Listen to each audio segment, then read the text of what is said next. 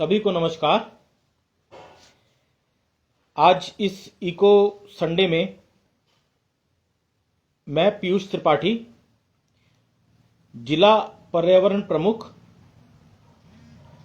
प्रांत पेड़ आयाम प्रमुख एवं अखिल भारतीय टोली का सदस्य आप सभी के बीच में उपस्थित हूं और एक पेड़ देश के नाम जो अपना कार्यक्रम चल रहा है, जो 1 साल निरंतर चलने वाला है, उसी के विषय में कुछ जानकारियां साझा करेंगे। एक पेड़ देश के नाम अपनी पूरी गतिविधि पेड़ लगाने के लिए इतना तत्पर क्यों हो गई है? क्योंकि पेड़ की कमी पूरे वर्ल्ड में होती जा रही है। जिस हिसाब से पॉपुलेशन बढ़ती जा रही है और पेड़ कम होते जा रहे हैं, उसके कारण इसकी आवश्यकता बहुत ज़्यादा बढ़ चुकी है कि हम ज़्यादा से ज़्यादा पेड़ लगाएं। क्योंकि पेड़ एक दिन में बड़ा नहीं होता, उसको सालों लग जाते हैं, 5 साल लग जाते हैं, 10 साल लग जाते हैं, 20 साल लग जाते हैं एक बीज से पेड़ बनने में। ये जो समय है, इस समय को हम रिवर्स नहीं कर सकते। पेड़ काटने में तो 10 ही मिनट लगता है, मगर पेड़ बनाने में 10 साल और 20 साल का समय लग जाता है। इसीलिए तुरंत ये चुटकी बजाते प्रोसीजर नहीं हो सकता, ये धीमे धीमे इसकी प्रक्रिया है। कुछ डेटा जानेंगे कि अपने विश्व में कितने पेड़ हैं, अपने देश में कितने पेड़ हैं, हम कहां पर अभी लाई कर रहे हैं, हमारी पोजीशन क्या है पेड़ों के मामले में। तो पूरे वर्ल्ड में जो है 3.4 ट्रिलियन ट्रीज हैं, 3.04 ट्रिलियन ट्रीज हैं, जिसमें सर्वाधिक रशिया के पास है, 642 बिलियन ट्रीज हैं। कनाडा के पास उसके बाद है 318। इसी तरीके से यूएस के पास है 228। और आपको जान के आश्चर्य होगा कि इंडिया के पास सिर्फ 35 बिलियन ट्रीज हैं, और जहां पे हमारी पॉपुलेशन बहुत ज्यादा है।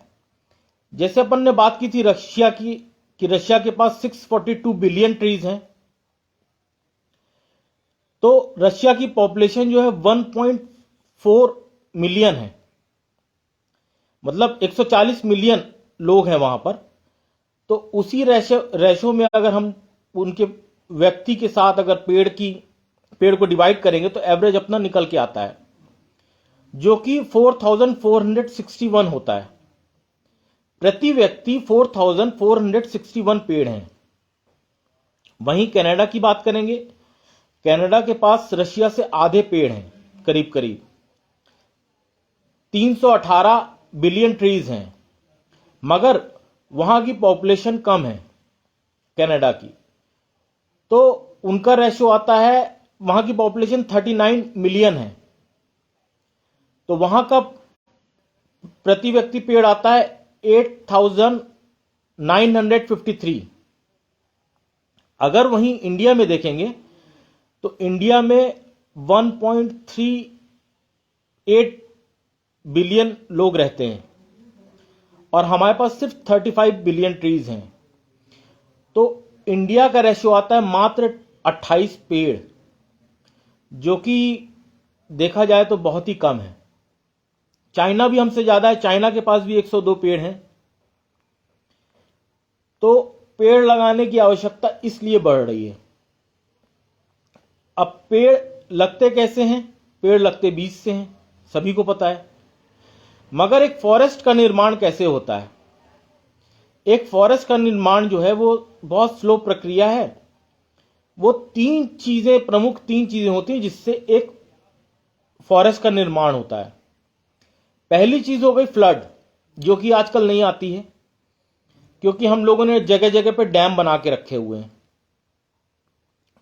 डैम बना के रखे हुए और हम अपनी रिवर्स को कंट्रोल करके रख रहे हैं कि अगर इस नदी में पानी ज्यादा हो गया तो हम उसको यहां से बहा देंगे। मगर पहले क्या होता था कि बाढ़ आती थी, बाढ़ अपने साथ मिट्टी और बीज लेके आती थी, और उन बीजों से जो है हमारे जो जंगल वो और घने होते थे और बढ़ते थे। अभी वो प्रक्रिया खत्म हो चुकी है, जंगल इसकी बाढ़ की आता है मगर कंट्रोल फॉर्मेट में आता है। दूसरा हो गया आंधी। जब आंधी आती थी तो वो अपने साथ बीज लेके आती थी और वो बीज जो है जंगलों के बीच में लगते थे। तीसरे जानवर जैसे बंदर बड़ी संख्या में हुआ करते थे।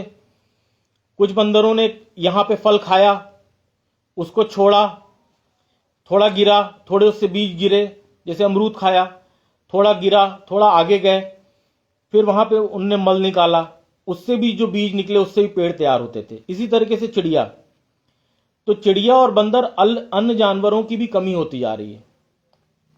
तो जो स्वतः प्रक्रिया है फॉरेस्ट निर्माण की, उसमें भी भारी कमी आई है। इसलिए हमारी जो पॉपुलेशन है, जो हमारी समस्या है, हमारी पॉपुलेशन हमारी समस्या है, वही हमारा समाधान भी है।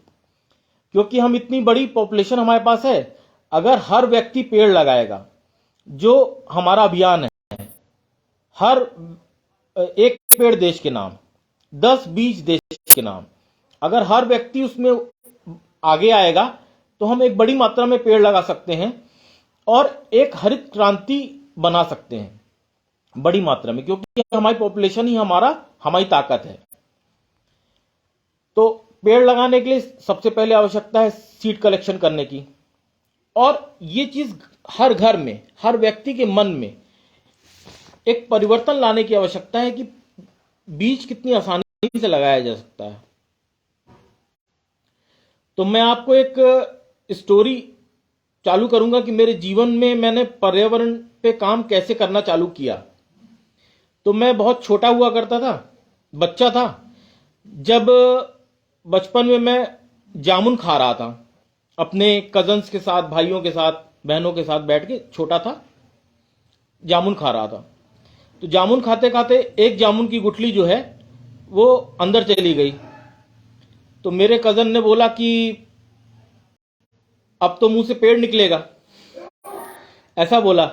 तो मैं डर गया, मैं छोटा था, मैंने सोचा कि पेड़ निकल आएगा। तो मैं नाना जी के पास गया और मैं बोला कि जामुन जो है, मेरे गुठली जो है पेट के अंदर चली गई है। उन्होंने बोला कि ऐसे पेड़ नहीं बनता। तो उन्होंने दिखाया कि जामुन की गुठली लेके उन्होंने बो दी 10-15 हमारे सामने गमलों में। और जब बो दी गमलों में तो हमने देखा कि 10 दिन में उसमें अंकुरन आ गया। ऐसे हमको पता चल गया कि बीजों से पेड़ कैसे बनते हैं। और उसके बाद हमको जब भी गुठलियां मिलती थी, आम की गुठली हुई, जामुन की गुठली हुई, हम बोते गए, जहां जहां गए वहां वहां बोया। कभी किसी रिलेटिव के यहां गए तो जामुन लेके गए, ले जाके बो दिया।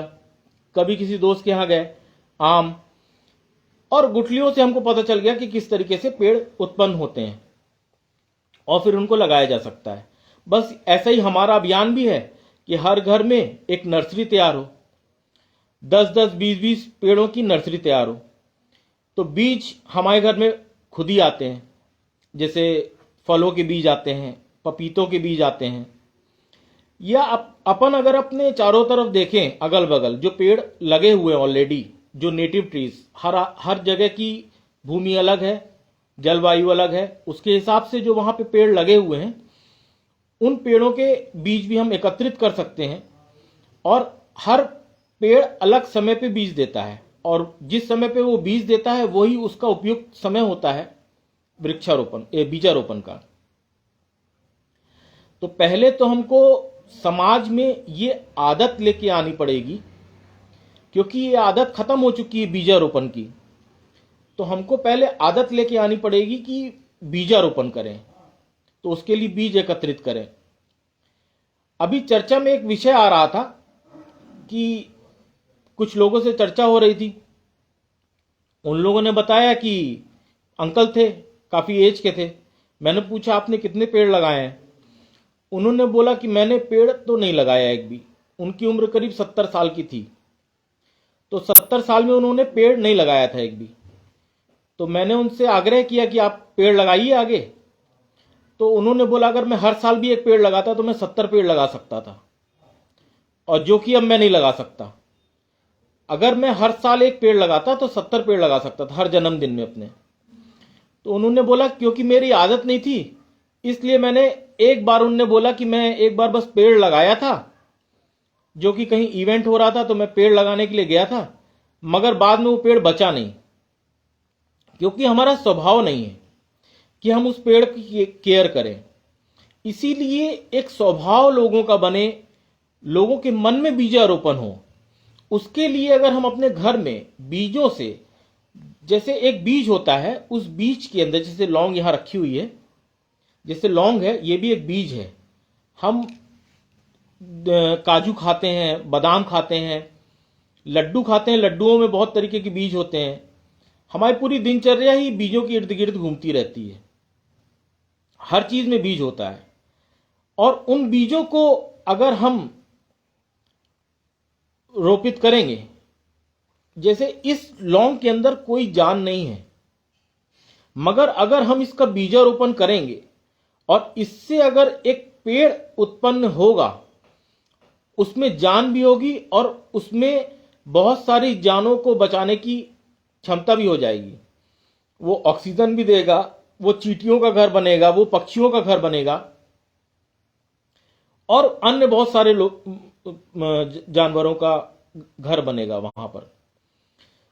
तो अभी जब एक बीज से हम एक पौधा बनाते हैं तो उसमें एक जान फूंकते हैं, जब उसमें अंकुरन आता है तो उसमें जान फूंकते हैं, और वो अपने साथ, अगर अपन जैसे इस अभियान में अपन को 1 साल तक उस वृक्ष को पालना है, अगर हम 1 साल तक उस पेड़ को पालेंगे तो हमको, हमारा और हमारे परिवार में बच्चों का, बड़ों का, सबका एक स्वभाव बनेगा कि किस तरीके से बीजारोपण से वृक्षारोपण होता है, जो अति आवश्यक है। जब हमारा एक बार स्वभाव बन जाएगा, समाज का स्वभाव बन जाएगा, परिवार का स्वभाव बन जाएगा, तो बहुत ही आसानी से वृक्षारोपण किया जा सकता है।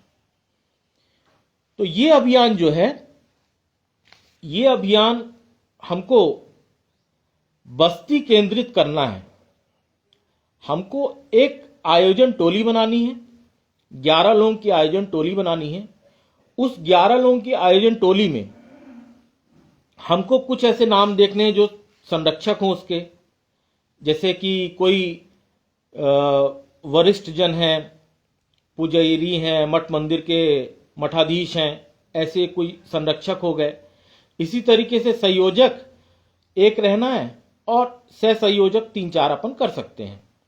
उसके बाद बाकी अन्य सदस्य। अब ये जो 11 लोगों की टोली बना रहे हैं अपन, इस 11 लोगों की टोली में एक ही सबसे महत्वपूर्ण चीज है कि हर व्यक्ति कम से कम 10 घरों में संपर्क करके 10-10 बीजारोपण कराए। यह अति आवश्यक है। अगर एक व्यक्ति, एक जो टोली अपन बना रहे हैं आयोजन समिति, उसमें 11 लोग हैं और हर व्यक्ति अगर 10 घरों में संपर्क करता है तो करीब 110 घरों में संपर्क हो जाएगा। और अगर वहां पर सब जगह 10-10 पेड़ बीज भी लगाए जाते हैं तो हमारी एक बड़ी संख्या हमको प्राप्त होगी। अब इस आयोजन टोली की बैठक हम कर सकते हैं, बैठक करनी ही है हमको, और 1 महीने में एक बार मिलन, इसको मिलन का स्वरूप देना है कि 1 महीने में एक बार मिलन करेंगे। और जब मिलन होगा, हरित मिलन, तब उस मिलन में बहुत सारी चर्चाएं आएंगी। हम बीजों का आदान प्रदान कर सकते हैं, अच्छे किस्म के बीज। बहुत सारे ऐसे लोग हैं जिनको बहुत सारे बीज ही नहीं पता है कि ये इस बीज से इतना बढ़िया पेड़ तैयार हो सकता है, तो वहां पर हम बीजों का आदान प्रदान कर सकते हैं। फिर उस हरित मिलन में हम कुछ जगह घूम भी सकते हैं, जैसे आसपास कुछ घर हैं जिनमें घूम के हम बीज डिस्ट्रीब्यूट कर सकते हैं। कुछ लोगों को यह भी सिखा सकते हैं कि बीजारोपण से कैसे पेड़ लगाया जा सकता है, और 1 महीने में जब अंकुरन आएगा तो उसको भी सिखाया जा सकता है। अगले सेशन में हम लोग एक बार, अगले सेशन में इस कैसे बीजारोपण किया जाता है इसके बारे में एक छोटा सा या तो वीडियो बनाएंगे, नहीं तो अगले सेशन में करेंगे कि कैसे बीज बोना चाहिए, कौन सा उपयुक्त तरीका है बीज बोने का, कैसे बीज संग्रहित करें, बड़ी मात्रा में किस तरीके से बीज को हम एकत्रित कर सकते हैं, इसका भी एक वीडियो बनाएंगे अपन, या तो फिर लाइव में दिखाया जाएगा। तो 12 जनवरी से ये अभियान ऑलरेडी प्रारंभ हो चुका है, 12 जनवरी 2023 से, और ये अभियान जो है 26 जनवरी 2024 तक ये अभियान चलेगा। अब इसमें हमको ऐसा करना है कि कुछ अलग अलग समूह हैं, जैसे टीचर्स का समूह हो गया, बिजनेसमैन का समूह हो गया, धार्मिक संस्थानों का समूह हो गया, डॉक्टर्स का समूह हो गया। इस तरीके से अलग अलग समूह की बैठक करके उनको जोड़ना है। किस तरीके से ये जब जन अभियान बने, इसके बारे में हमको चिंता करनी है। किस तरीके से ये घर घर तक एक घर घर का अभियान बन जाए, इसकी हमको चिंता करनी है। किस तरीके से एक परिवार दूसरे परिवार से पूछे क्या आपने बीजारोपण किया अपने घर में, क्या हम उसकी चर्चा करें कि हाँ हमने जो बीजारोपण किया था उससे अंकुरण आ गया। ये अति आवश्यक है कि हम आपस में चर्चा करें और इसको एक जन अभियान बनाएं। हम हैशटैग का भी उपयोग कर सकते हैं, हम फोटोज भी डाल सकते हैं सोशल मीडिया में कि हाँ ये हमने बीजारोपण किया है। फिर कुछ दिन बाद जब उसमें अंकुरण आ जाए, जो हमने बीजारोपण किया उससे ही अंकुरण आ गया। इस तरीके की हमको चर्चाएं करनी है जिससे कि जन अभियान बन सके। इसको जितना ज्यादा से ज्यादा हम मात्रा में लोगों तक पहुंचाएंगे उतना ही ज्यादा अच्छा होगा। फिर आगे इसमें बहुत सारी चीजें हैं, जैसे कभी कभी क्या हो सकता है कि हम एक पॉलिथीन का उपयोग कर सकते हैं, जैसे कि चिप्स की पैकेट हो गए या जो मोटी पन्नियां आती हैं वो हो गए, या घर में ही पड़ा हुआ कोई ऐसा बर्तन हो गया जिसमें नीचे हमको पर्याप्त मात्रा में छेद करने हैं, और किसी के भी बीज, जैसे फलदार भी हो सकते हैं या फिर नीम, पीपल, इस तरीके के बीज भी हो सकते हैं, बड़े पेड़ों के बीज भी हो सकते हैं, और उनको वहां पे थोड़ी सी मिट्टी मिला के उसमें बो देना है। जब उसमें अंकुरण आए तो उसको अलग अलग भी कर सकते हैं। ऐसा ये अभियान है। अब एक साल बाद जब वो पेड़ बड़े हो जाएंगे तो उन पेड़ों को हम अभी से चिन्हित करेंगे, सुरक्षित स्थान, कि कौन सा सुरक्षित स्थान है जहां पर हम वो पेड़ लगा सकते हैं।